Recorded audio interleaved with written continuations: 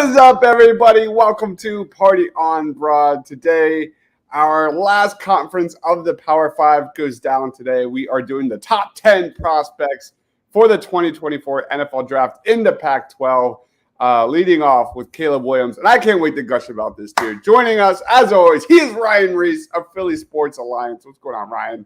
Not much, Dives. Glad we've made it through the top 5 Power 5 conferences here.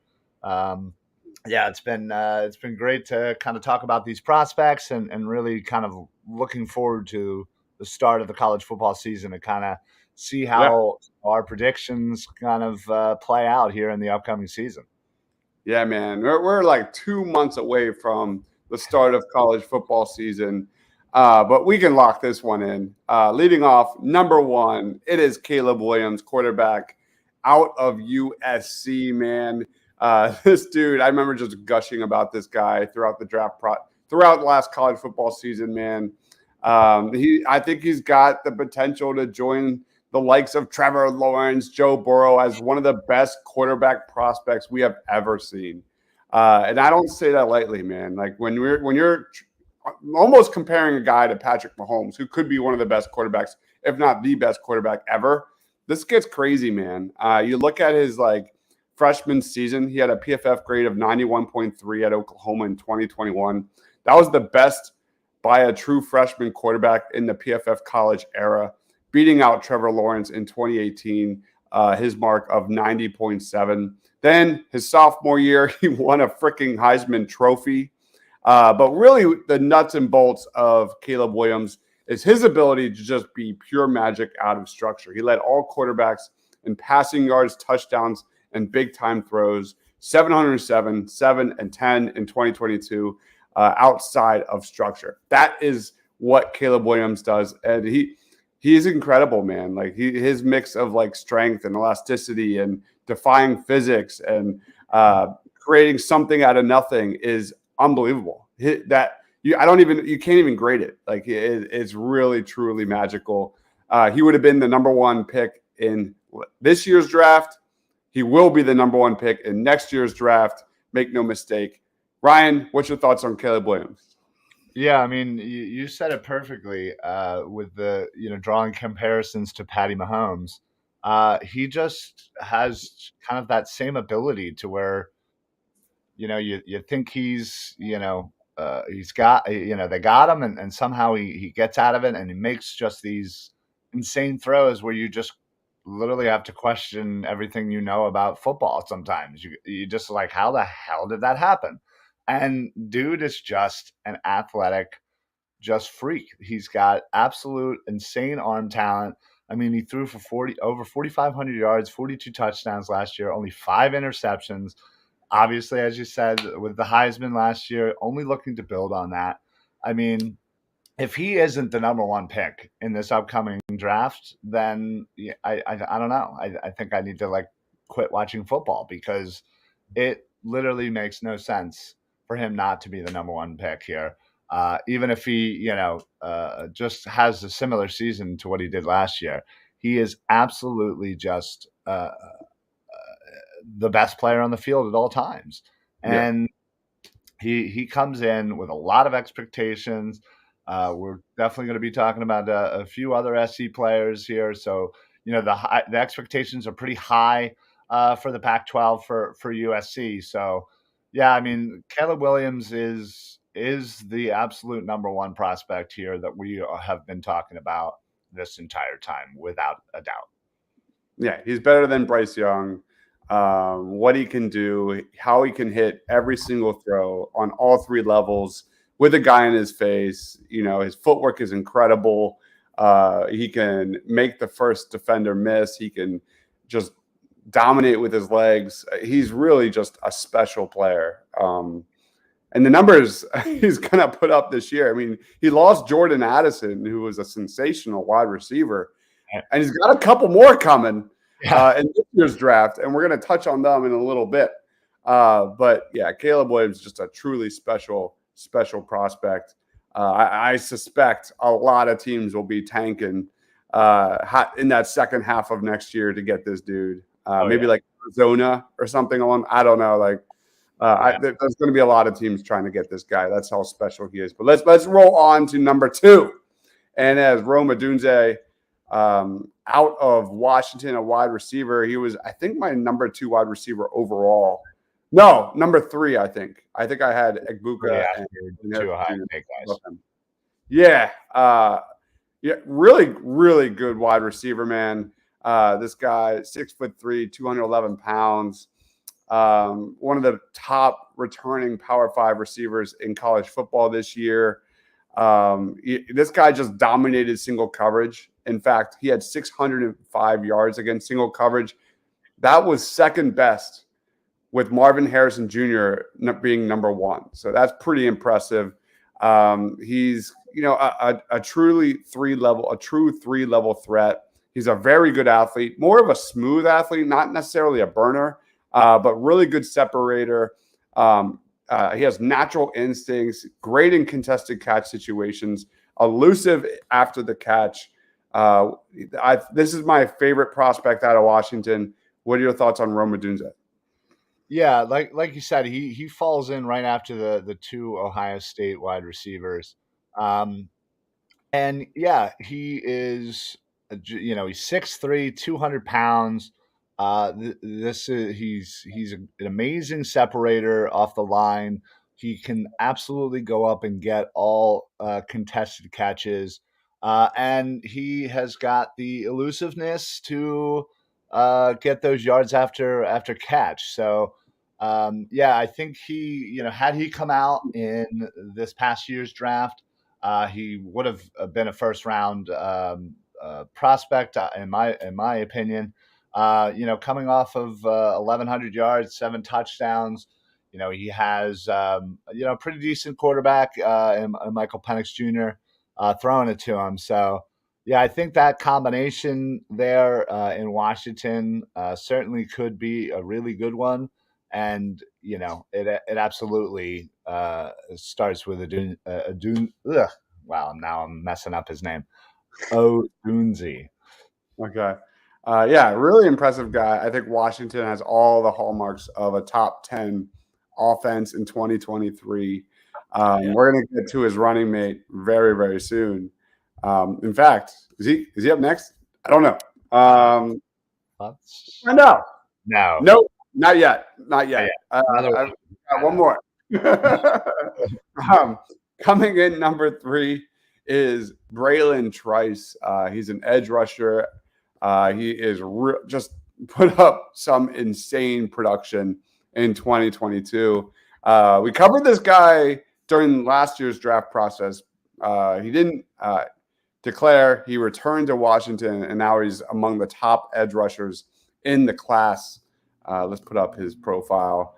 There he is. Really good size. Again, what you need to know about Braylon Trice is he brings elite power, man. 6'4", 260, man. He just blows through tackles, blows through people in front of him. It's really impressive.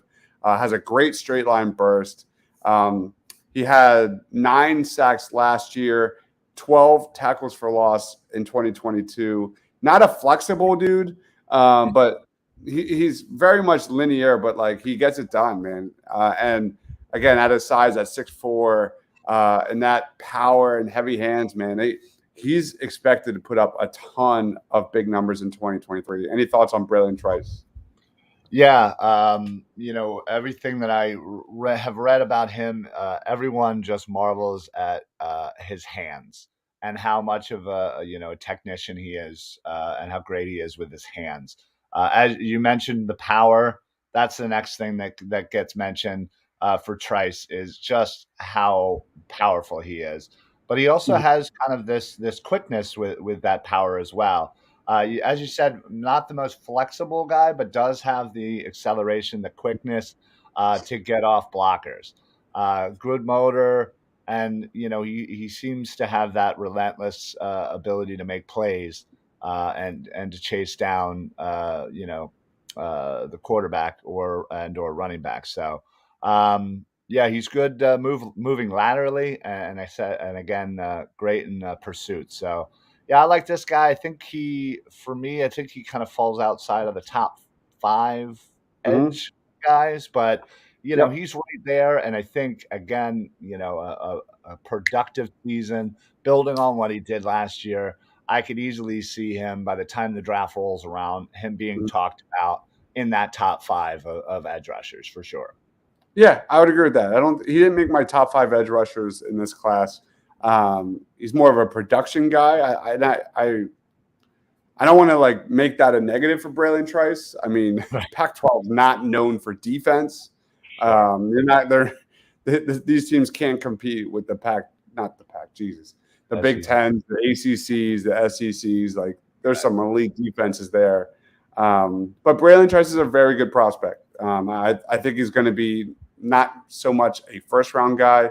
I suspect a day 2, day 3 guy, more likely day 2. But definitely, yeah, really, really good upside. Let's roll on to number 4. Surprisingly, I really like this dude. He's my favorite guy out of Oregon. He did not make my top 5 wide receivers, but I rank preseason rankings. But I think he's that good. He is Troy Franklin, a wide receiver out of Oregon. Man, let me get his profile up. Really intriguing, man. He's got great catching instincts.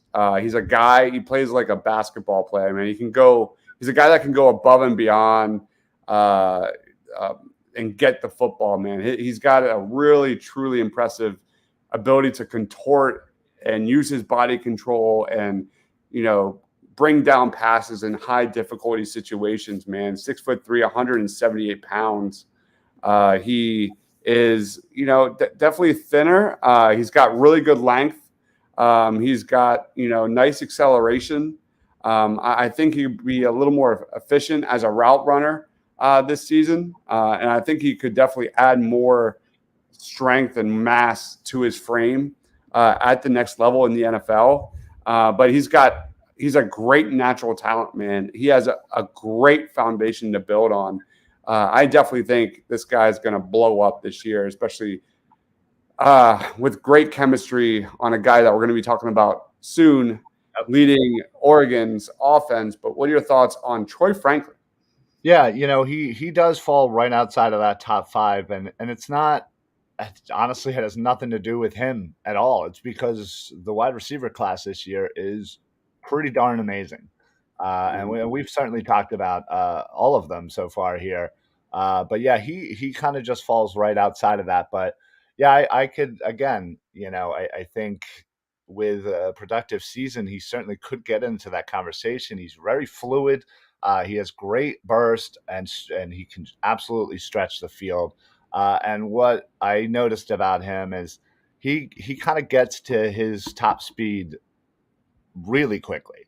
Like Mm-hmm. some guys take a little bit to ramp up, and then they're gone. But he just seems to boom, a couple steps, and he's just flying. So, he his yak ability is extremely dangerous around in the open field.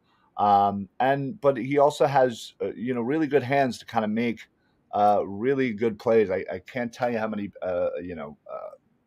catches I've seen of him, grabbing it right on the sideline, towing the line there, just making really great plays. So I think again, we'll talk about the quarterback wide receiver combo. I think Oregon has a really great combo as well. As I mentioned, USC and certainly with Washington. So yeah, I think as we say, this is more of an offensive conference.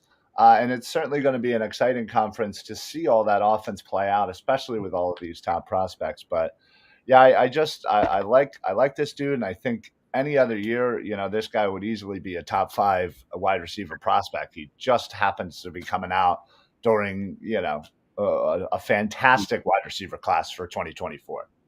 Yeah, I fully agree with that. Like the depth in the 2024 NFL draft is Yeah, ridiculous. it's insane. Like Yeah. in many different positions, like corner and running back and things like that. And it's also top heavy. I think there are true stars. That's another show. But let's roll on. We're going to talk about some quarterbacks now that I think are right in the mix. They're definitely probably not the first tier, probably not the second tier, but probably that third tier, leading off with Michael Penix Jr., quarterback for Washington. Really fun tape. He led the Power Five in 2022 with over 4,600 passing yards. Took care of the football with a turnover-worthy play rate of 1.3%. That was the fifth lowest in the country last year, man. He does have an injury history. He's torn 2 ACLs at his previous school at Indiana, and he's definitely on the older side. He's already 24 years old. But I think he's definitely in the mix of possibly being quarterback 3 right there with like Quinn Ewers, and that's definitely on the table. I think Caleb Williams and Drake May are probably the clear 2 at this point, but Michael Penix Jr. is a very good talent. This is a guy I think who brings a lot of competitiveness, a lot of toughness. He's a toolsy guy that I think is going to win a lot of scouts during the draft process.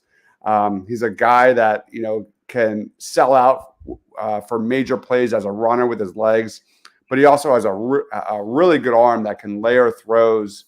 And actually, like, what separates him, I think he is a good processor. He does have good field vision. He can anticipate windows. He can, fit balls in tight windows. So there's a lot to like about Michael Penix Jr. I might be too low on him. What are your thoughts? Yeah, he's 100% in that conversation for that, that third quarterback spot. I think right now I think I have him at 4, if I remember kind of correctly what I did, preseason wise. But yeah, listen, he is absolutely, very accurate. He has great vision, and you can just kind of feel, get that feeling that he, has a great ability to kind of be in a rhythm and really just kind of feel the game, which is something you really can't teach. He's able to make throws all over the field, and what certainly I think just his build, his physical build, he seems very much like what is now the prototypical quarterback. He also really takes care of the football. He hardly ever fumbles, and he doesn't make terrible throws for interceptions. So, and then he also has the athleticism to give himself time and avoid pass rush and make those plays. So, like I said, I think there is a real good race for the third overall quarterback, and we're going to talk about another one of them coming up here too. But yeah, I think Penix right now, I think I had him number 4. But yeah, between him and a couple of guys, they're kind of that, maybe that third tier, but still, we've seen it in plenty of drafts where these guys that were kind of, again, a tier or 2 down have an amazing season or have an amazing draft process. And, it depends on the teams and who needs quarterbacks. So he could easily be a first round talent for this upcoming year. Yeah, he's really impressive. I like him a lot. I think this quarterback class is really good, man. Again, another position that's really deep. Like when you get into like this tier of like the JJ McCarthy's and the Jordan Travises, and they're all right there. It's going to be a great race. Because I think, it's too early to know like which NFL teams are going to want quarterbacks at this point. But there's going to be a lot of good ones all throughout, day 1 and day 2. It's very deep. Absolutely. Let's get into another one, man. This guy was the leader of one of the best offenses in football last year. The Oregon Ducks were 6th in the nation in offense, 5th in passing efficiency, 10th in scoring, number 1 in sacks allowed, man. And that guy is Bo Nix. He's a quarterback for Oregon, had a resurgence in 2022. There he is. And, this guy, his numbers are crazy, man. I need to learn. I'll admit I need to watch him more because his numbers are just so outrageous. Like you look at last year, he just had just truly special moments outside of structure. His arm talent to make any throw is so evident when you watch the tape. He lost Kenny Dillingham, who was his offensive coordinator. He went to Arizona State to be head coach. So that'll be interesting to see how he, kind of gets it done without him. But again, 6'2", 213 pounds, one of the most dynamic running and off script dual threat quarterback prospects in this draft. Twitchy short area athlete, great at, creating something out of nothing, good arm strength. His development in 2023 is going to be really fun to watch. Has real early round potential for sure. Any thoughts on Bo Nix? Yeah, originally he started with Auburn, and he transferred over to Oregon. And yeah, I think, just kind of looking at his overall, body of work, he is pretty darn athletic. He can run really well, and he's good. He has a good vision and seems to have that natural ability of when to know or when to run. And he kind of has a little bit of that Patrick Mahomes like creativity, making kind of some how did he do that kind of plays. Mhm. But yeah, I think he has pretty good accuracy. Certainly something that he could definitely use to improve. But he has great arm strength. He can make all of the NFL throws. He's got a really quick release, and I really like his short game. He's insanely accurate when it comes to those 10 yards and under passes. And I just like his just natural instincts that he shows on the field, and his drive, honestly. Mhm. Um, there's something about this kid that you can just kind of tell he's a winner, he's a fighter. And yeah, I'm really excited to see how, you know, uh, 3, 4, and 5 of these quarterbacks kind of play out. And certainly there could be somebody even outside of the top 5 that kind of come in and shake it up when it comes to the draft. But yeah, next Mhm. I think right now, him and Penix Jr. And we talked about Quinn Ewers. They're all right there, honestly, and it could go at either way. And I think all of them have first round abilities. Mhm. Um, and yeah, it's again, he has a really good QB wide receiver combo at Oregon. So it's really going to be exciting to see which one of these combos kind of outplays the other. Yeah, he's definitely right up there with Caleb Williams when it comes to Heisman race. He's going to put up a ton of numbers. The biggest thing when it comes to Bo Nix in 2023 is the question mark of the offense in general, and it's not even in his hands. It's the Oregon offensive line needs 4 new starters this year. You had 4 starters from Oregon's offensive line go to the NFL last year, and they're extremely talented. They've been recruiting like hell, man. They're a great program, so they have talent to fill in. But you've also got a new coordinator in Will Stein, who can he keep the pedal to the metal for this Oregon offense to be a top 10 offense in college football. I think it's going to be really fascinating to watch. Let's roll on to number 7, sticking with Oregon here. The last of Oregon.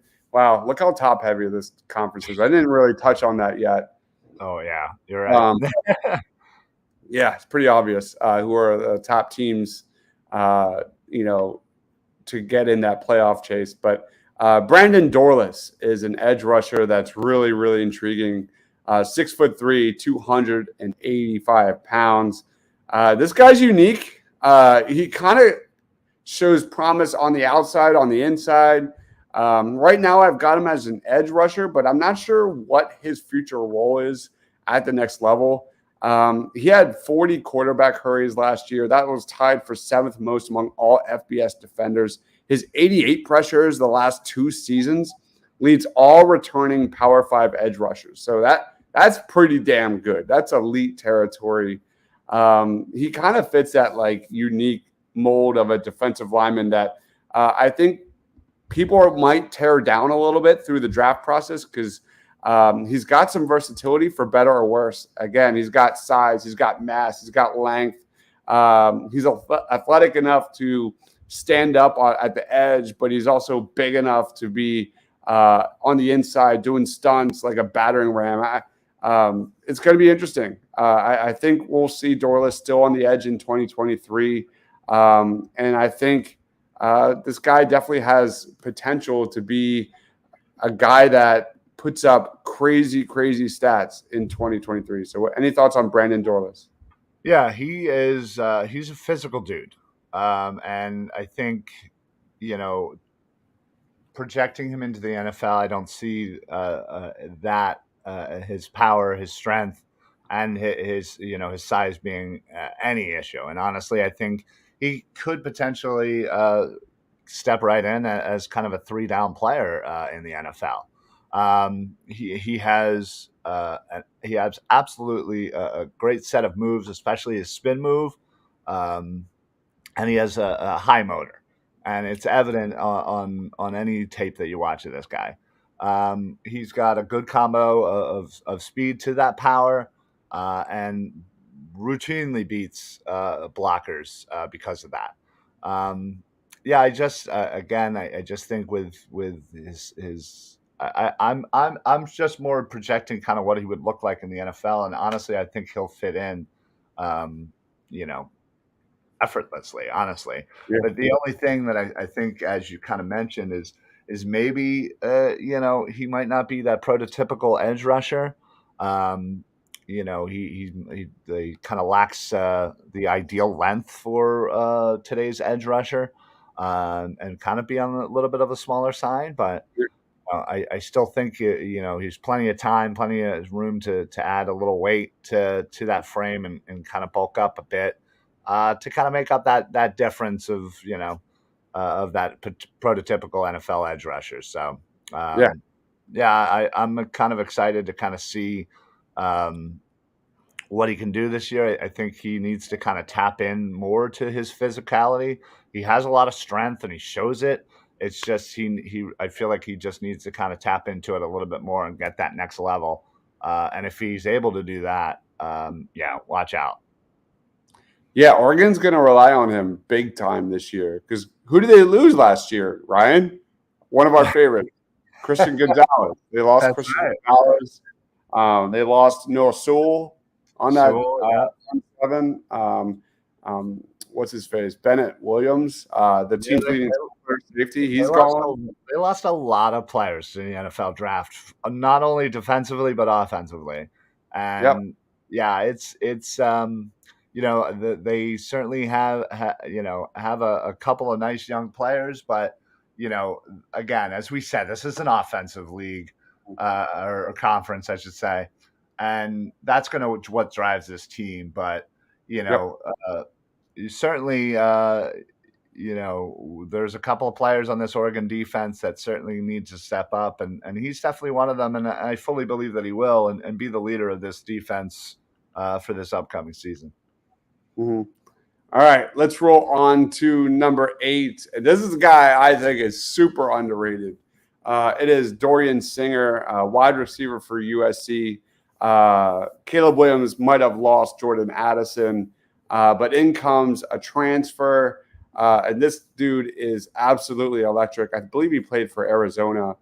And this guy's going to be wide receiver 1 for USC. You're going to see Mario Williams, obviously play primarily in the slot. Probably, I think that's his next step at the next level. But Dorian Singer, man, really intriguing prospect. Let me get this thing out. There it is. He's a playmaker, man. Can you see that? Yes, I can. Okay. All right. There, he's a big-time playmaker. He was one of the best deep ball receivers in college football last season. He had 14 catches of 20 yards or more, according to Pro Football Focus. He averaged 16.7 yards per reception. And I think playing under Lincoln Riley, playing next to Caleb Williams, man, this guy, we talked a lot about great duos in college football in 2023. You've got Quinn Ewers and Xavier Worthy. and things like that. Who am I missing? I'm sure I'm missing a bunch. But yeah, Bo Nixon. No, who's that? Troy. Yeah, Bo Nixon, Troy Franklin. My goodness, I drew a blank there. But this has potential to be a really fun pairing. What are your thoughts on this dude? Yeah, obviously Caleb Williams, it really helps to kind of have him as your quarterback here, and when you're comparing quarterback wide receiver combos, Singer's certainly a little bit lower on the list as far as wide receiver prospects, but again, as we've been saying in all of our videos that we've been doing, this wide receiver class is insane. It really is. Like honestly, there's always going to be a need for playmakers in the NFL. But Singer, he has extremely strong hands. He's great at tracking down deep balls over the shoulder. However, he's making these catches, and he just has this kind of natural fluidity to him. While running his routes. He as I said, great at tracking the ball, and honestly, I just feel like he's being a little undervalued just given the class. He has really good initial quickness off the line, and but yet he has a good combination of that speed and that strength to kind of get past his defenders, escape jam coverage, and I think that's going to serve him well in the next level. As you said, given this class, he's certainly a kind of a tier or two below this top five here. But listen, when you have Caleb Williams throwing you the ball, Yeah, you certainly can put up some really good numbers and yeah. get yourself into that conversation for sure. So look for Singer to kind of be the dark horse in this wide receiver class to kind of come out of nowhere. Yeah, I liked Jordan Addison, but he wasn't among my favorite wide receivers in last year's class. I think Dorian Singer is right there when it comes to being a prospect. And you nailed it, Ryan. Like playing under Caleb Williams, man.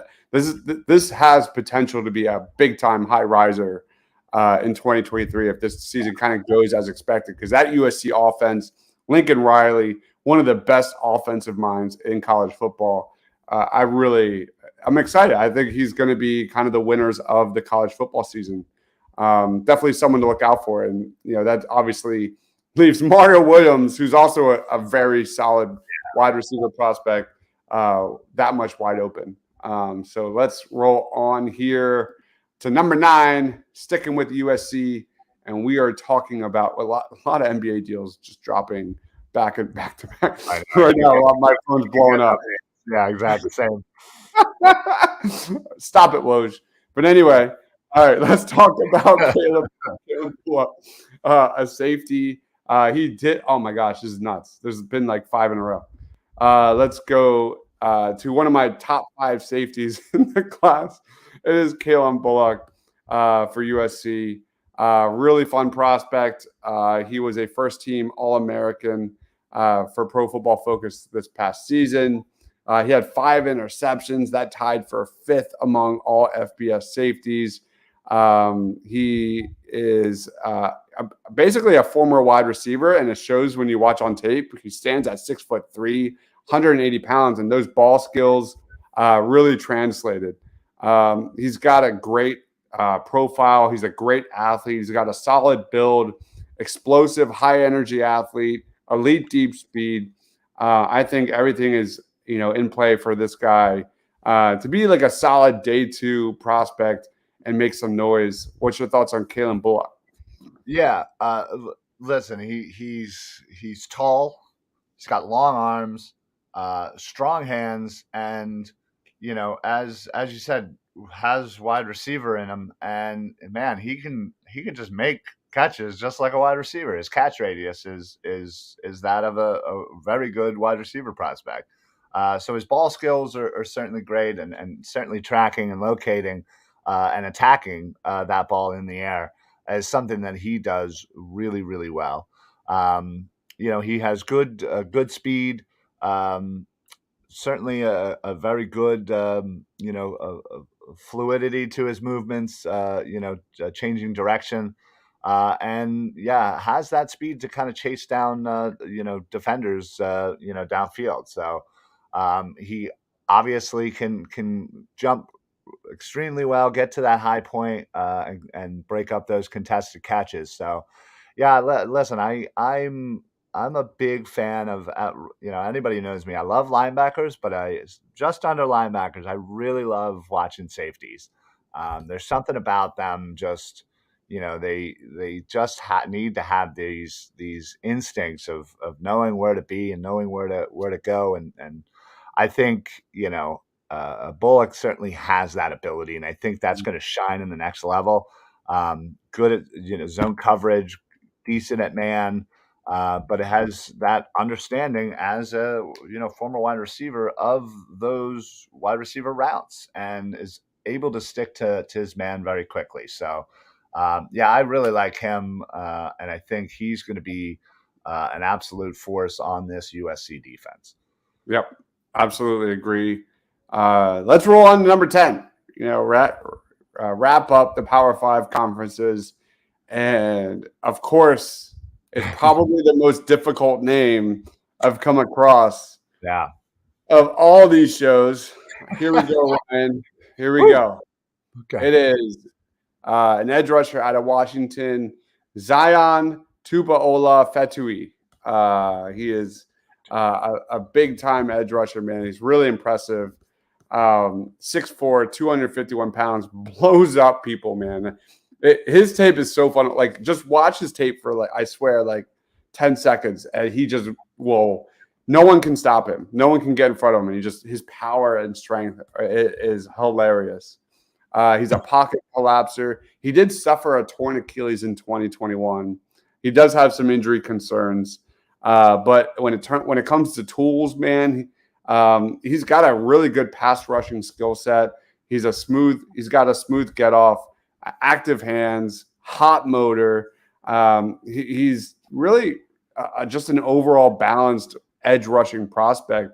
He needs to improve a little bit against the run.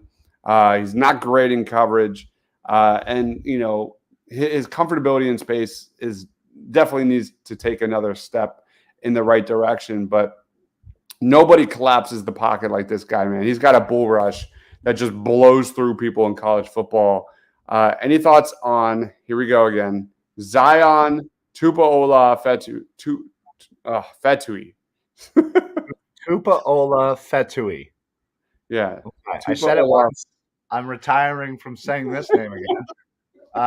Yeah, listen, when you look at this guy, he's a little bit on the older side. I think right now he is 22. Going into the NFL, he'll be 23 certainly. But yeah, I think what sticks out is his pursuit and his athleticism.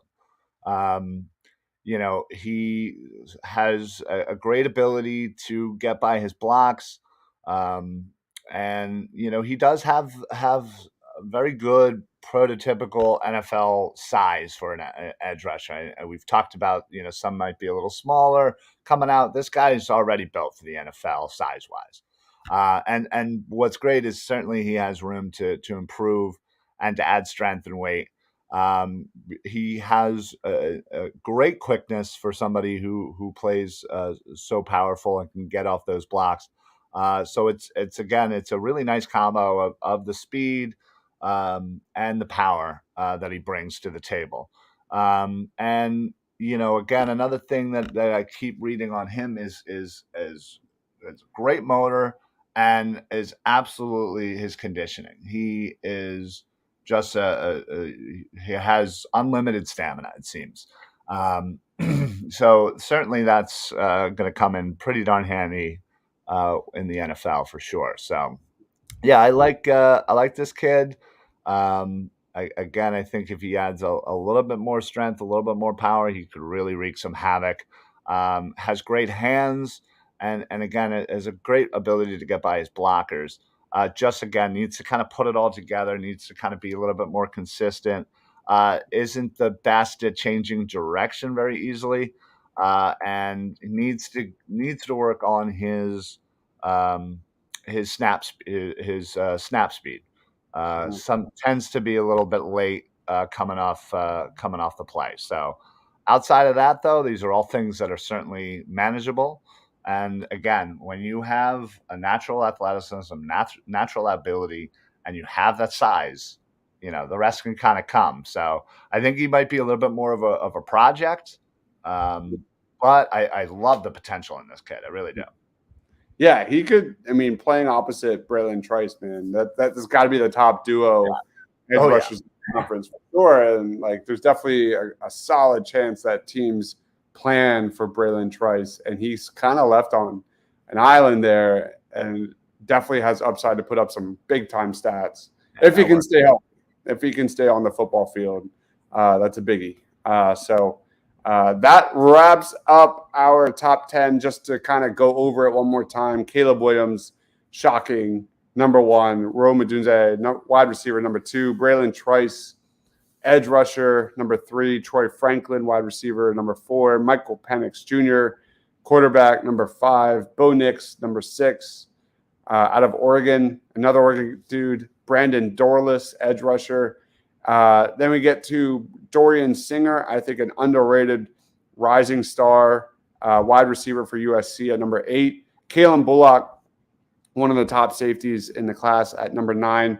And Zion Tupa-Ola Fetui, edge rusher for Washington, number 10. Washington leads the way with four prospects overall. And then Oregon and USC are tied at three apiece. Ryan, now we get into our honorable mentions.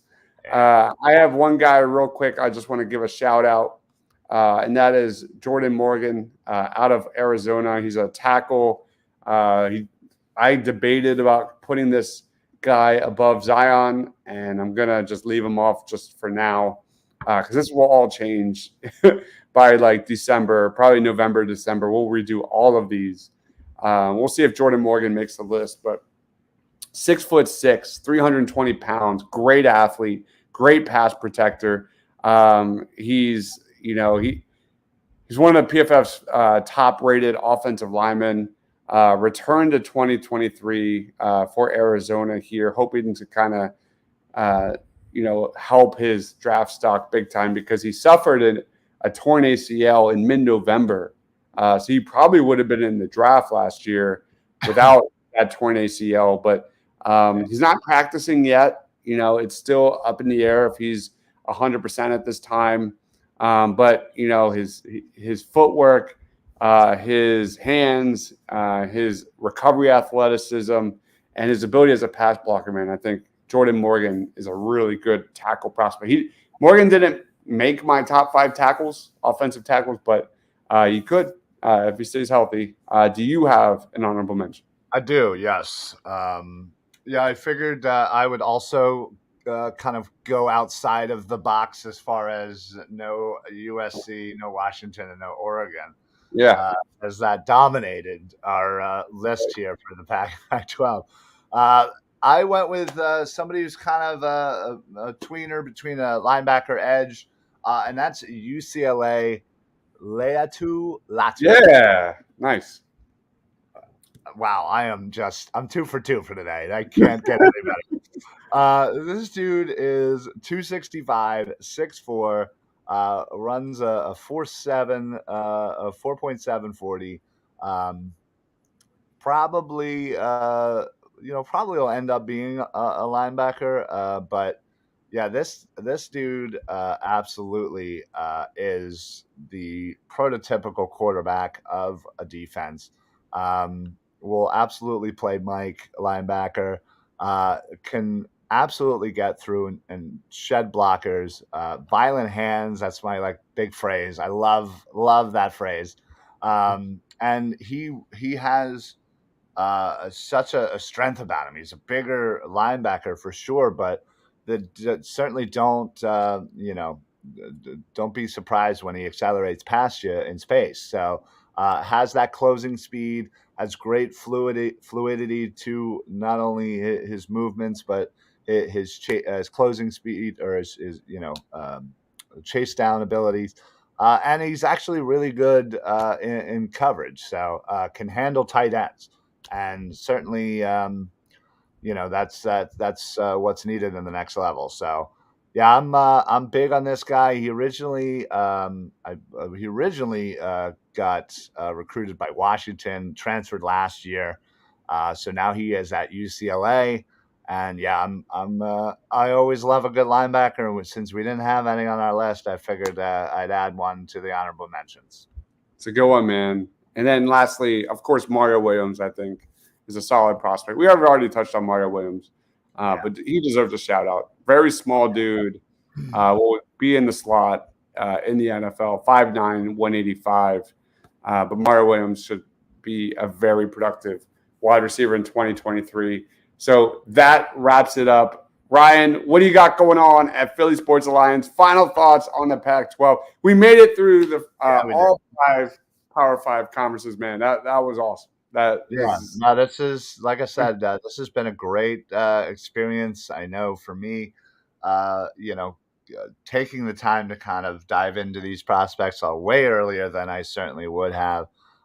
So it's great, and I love these videos for the casual fan out there that can take a look at again, we did all of the Power Five, so take a look at some of these prospects, get familiar with their names, do a little bit of research on your own, even if it's just looking at highlights or anything. Honestly, it's just great to kind of get familiarized with some of these players, and then seeing them on Saturday and kind of seeing how their season progresses. So yeah, I absolutely love this. I can't wait to keep doing any more draft stuff, as I'm sure we have just an insane ton of content planned Yeah. for, between now and April. I'm sure we'll do about a 5 billion mock drafts somewhere in between there. But yeah, no, this is great. As far as what I got, Philly Sports Alliance, we're on all the social medias, as of course, Twitter handle is right here. Check us out on YouTube. Would appreciate a subscription, a follow. And then, of course, Facebook. That's the best place to get all of our content.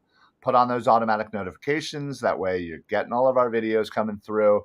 And then not only are you getting Philly Sports Alliance, but you're also getting Edge of Philly Sports, as we share Facebook videos as well. So they stream to the Facebook. It's a great little partnership. And again, all the videos that Dives makes are just they're nuts. You're insanity. I don't know how you sleep sometimes, but man, I tell you, if you want to just learn, just go back and just look at any video that or any sport or anything that you're interested in. I guarantee you there's a video about it. I guarantee you're going to learn something about it. So this guy right here is the number one person in Philly you need to be subscribed. No. Yeah, I'm just a loser. Aren't we all? Right? Yeah. You're too kind, man. Too kind. This wraps up our Power 5. I think we'll do what, like non-Power 5? We'll probably just do a top 10 non-Power 5 and kind of get those prospects that you may not hear about on typical national broadcasts on Saturday. So yeah, and then we're in like probably around 70 prospect range. We're ready to do a mock. We're ready to do a mock. Way too early. Yeah, I mean, if we think about it, we've done the top 10 for the Power 5. We've also had one each honorable mention. So that's 60 right there, plus another 12 that we'll probably do for the non-Power 5. So we're at 72. That's pretty good. I'd say that's at least 2 rounds there, right? I think so. Eagles have 3 picks in the top 2 rounds, right? So linebackers. All right, guys. So that wraps it up. I expect more. I'm going to kind of purpose a lot of these videos into different types of ranking shows and things like that. And I don't know what the hell we're going to do when it comes to the college football season. I mean, we can make little individual videos of like top matchups to watch, what you need to know. I don't know. We'll figure it out when we get there. But yeah, if you're watching, please smash that subscribe button, because like I promise you won't find more content anywhere else. So it's about to get nuts. We've got 2 months until college football season. Yeah. We'll figure it out by then. Exactly. We're always flying by the seat of our pants, but we're always providing. It's so early, man. It's crazy how early we are. I know. This is great. This is what I live for, man. I absolutely love this kind of stuff and diving into and getting obsessed about players. Like, by the time the draft comes, I'm gonna be so hyped up on probably like 10 players that like I'm literally gonna be frothing at the mouth if the Eagles end up drafting, and it's not gonna be healthy for me. But oh well, you know. Again, the Eagles have 3 players that are 30 years old or older. Their Super Bowl windows right now. They also have 3 picks in the top 2 rounds this year, so it's really exciting. It's really exciting. Can't wait. All right. Last but not least, of course, give my man Ryan Reese a follow at Philly Sports PSA. Go check out Philly Sports Line wherever you get your podcast. I am Daz, Mr. Crackpot, for Ryan, for myself. We'll catch you next week, Friday, of course. Stay awesome, everyone.